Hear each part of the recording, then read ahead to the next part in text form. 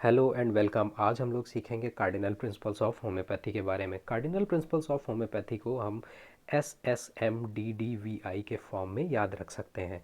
यहाँ पे S का मतलब होता है सिमिलिया, मतलब कि सिमिलर मेडिसिन जो कि डिजीज़ को रिजेंबल करती है वो देंगे। सिंप्लेक्स मतलब सिंगल मेडिसिन देंगे। मिनिमम डोज मतलब कि ड्रग को बहुत ज़्यादा रिपीट नहीं करेंगे।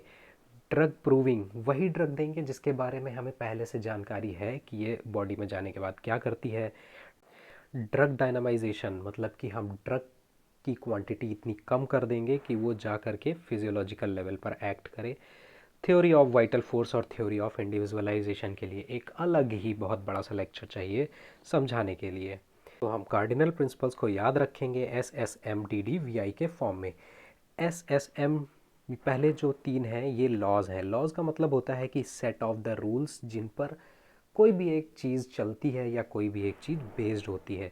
तो होम्योपैथी के ये लॉज हैं। अगले दो जो हैं वो डॉक्ट्रीन है। डॉक्ट्रीन का मतलब होता है कि उन लॉज से हमने कुछ सीखा है, ये हमारी टीचिंग्स हैं, उन लॉज ने हमें दी हैं, उन लॉज से ये हमें टीचिंग्स मिली हैं और इन टीचिंग्स के बेसिस पर हमने डेवलप करी हैं दो theories, theory of vital force और थ्योरी ऑफ इंडिविजुअलाइजेशन। अब थ्योरी का मतलब होता है कि आइडिया या सपोजिशन। आइडिया या सपोजिशन, इसका कोई साइंटिफिक एविडेंस तो नहीं है, बट ये हमने सोच करके रखा है कि ऐसा होता होगा। तो अब हम यहाँ पर देख रहे हैं, इसको हम सिंपली याद रख सकते हैं SSMDDVI के फॉर्म में। अब इस SSMDDVI के साथ में हम एक और चीज़ ऐड कर देते हैं जो कुछ बुक्स में दी गई है। ये है थ्योरी ऑफ क्रॉनिक डिजीजेज़।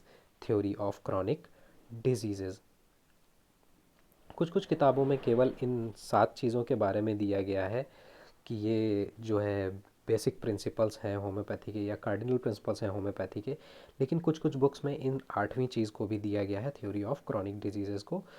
और थ्योरी ऑफ क्रॉनिक डिजीज़ेज़ जो थी वो हनीमैन के लाइफ का और होम्योपैथी का एक टर्निंग पॉइंट था। अब आइए जानते हैं लॉ ऑफ सिमिलिया के बारे में। लॉ ऑफ सिमिलिया के बारे में, सिमिलिया का मतलब होता है सिमिलर्स। सिमिलर्स जैसे हमारे यहाँ कहते हैं कि जैसे को तैसा मिलना चाहिए, वैसे ही हमारी होम्योपैथी भी जो है जैसे को तैसा दे करके ही चीज़ों को ठीक करती है। होमोस का मतलब होता है सिमिलर और पैथोस का मतलब होता है सफरिंग। पैथोस का मतलब होता है सफरिंग। फादर ऑफ मेडिसिन कहे जाने वाले हिपोक्रेट्स के ज़माने में भी लाइक क्योर लाइक का कॉन्सेप्ट चला करता था। लाइक क्योर्स लाइक का कॉन्सेप्ट चला करता था और इसे बोला जाता था nature's law of cure. Nature's law of cure. Nature's law of cure को वो अपनी भाषा में बोलते थे सिमिलिया सिमिलेबस क्यूरेंटर, मतलब कि सिमिलर चीज़ ही सिमिलर चीज़ को सही करती है। क्यूरेंटर, इसकी स्पेलिंग ध्यान से देखिएगा, क्यूरेंटर, ANTER। अब हनीमैन ने इसमें थोड़ा सा बदलाव किया था। हनीमैन ने इसको कर दिया सिमिलिया सिमिलेबस क्यूरेंटर, जहाँ पर क्यूरेंटर की स्पेलिंग है ENTUR। इसको हम इस तरीके से याद रख सकते हैं कि अल्फ़ाबेटिकल ऑर्डर में ए पहले आता है और ई बाद में आता है।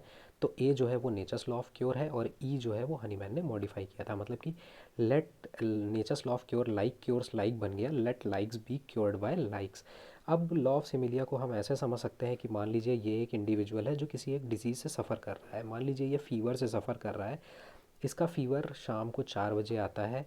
चिल स्टेज में जब इसको जाड़ा लगता है तो इसको जाड़ा जो लगता है वो उसके हाथ पैरों से होते हुए इसकी बॉडी पे जाता है।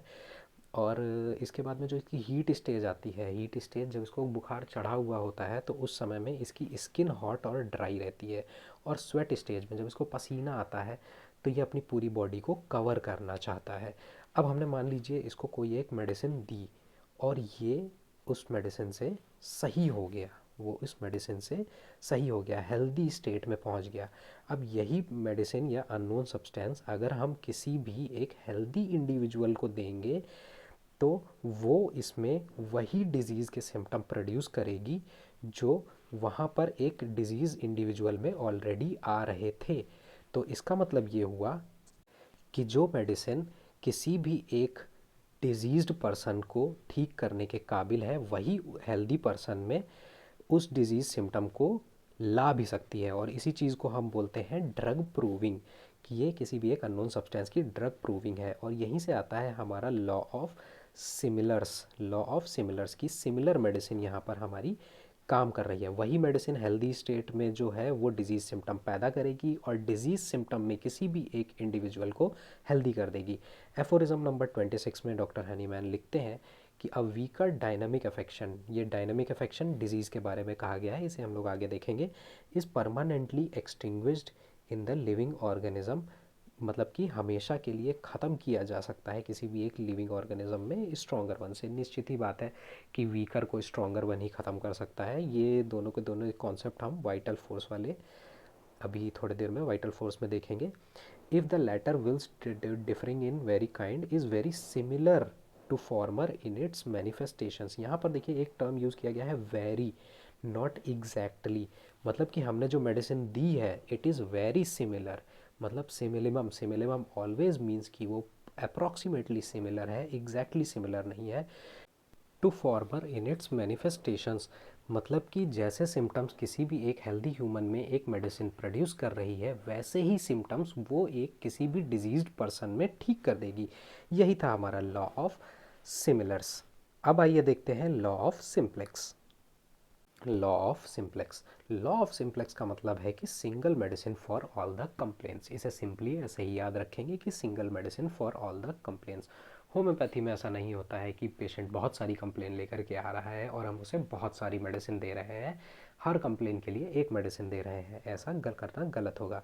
मान लीजिए हमारे पास कोई पेशेंट आया है ये बहुत सारी सेट ऑफ कंप्लेंट्स लेकर के, तो हमें उसे क्या करना है, एक सिंगल मेडिसिन देना है। एक यहाँ पर हमें क्या करना है, एक सिंगल मेडिसिन देना है, ये तरीका सही है, ना कि उसकी अलग अलग कंप्लेंट्स के लिए हमें जो है अलग अलग मेडिसिन देनी है। ये तरीका जो है वो हमारा गलत है। अब आखिरकार इस मेडिसिन का चुनाव कैसे होता है? इस मेडिसिन का चुनाव ऐसे होता है कि हमारे पास एक, मान लीजिए कोई एक हेल्दी ह्यूमन है, कोई एक अननोन ड्रग सब्सटेंस है, हमने उसको दिया किसी एक हेल्दी ह्यूमन बीइंग को, और उस हेल्दी ह्यूमन बीइंग ने हमें बताया कि वो ड्रग सब्सटेंस लेने के बाद उसको ऐसा ऐसा महसूस हो रहा है। फॉर एग्जांपल किसी को ने मिर्चा खिला दी तो उसे बताएगा कि मेरे आंसू आ रहे हैं, ये हो रहा है, वो हो रहा है, वो सारे सिम्टम्स हमने लिख लिए कि इसमें मटीरिया मेडिका नाम की अपनी एक किताब में। अब जब हमारे पास में जब कोई पेशेंट अपने सेट ऑफ सिम्टम्स ये सब लेकर के आता है तो हम उसे मटीरिया मेडिका में दी हुई अपनी जो भी अननोन सब्सटेंस होते हैं या वो रेमेडीज़ होती हैं उनसे मैच करते हैं, और उनसे मैच करने के बाद मोस्ट सिमिलरली रिजेंबलिंग जो रेमेडी होती है वो हम उस पेशेंट में एडमिनिस्टर करते हैं। तो देखिए कितने खूबसूरत तरीके से हमने लॉ ऑफ सिमिलिया और लॉ ऑफ सिम्प्लेक्स को अप्लाई किया है। अब एफोरिज्म नंबर 247 में हनीमैन सर यही बोलते हैं कि जब आसानी से काम हो रहा है तो चीज़ को कॉम्प्लेक्स क्यों करना। मान लीजिए हमने 2 रेमेडीज़ दे दी, तो हमें पता कैसे चल पाएगा कि कौन सी रेमेडी ने उस पर्टिकुलर पर्सन को क्योर किया। और 2 रेमेडीज़ मान लीजिए अगर एक दूसरे से इंटरेक्ट करेंगी तो वो क्योर को भी प्रिवेंट करेंगी, तो इसलिए कभी हमें 2 से 1 से ज़्यादा मेडिसिन नहीं देनी है। यही डॉक्टर और हनीमैन सर कहते हैं कि it is wrong to attempt to employ complex means when simple is suffices. इस वीडियो में बस इतना ही, बाकी कार्डिनल प्रिंसिपल्स हम देखेंगे दूसरे वीडियो में। अगर आपको वीडियो पसंद आया हो तो लाइक, शेयर और सब्सक्राइब करना ना भूलें भाई।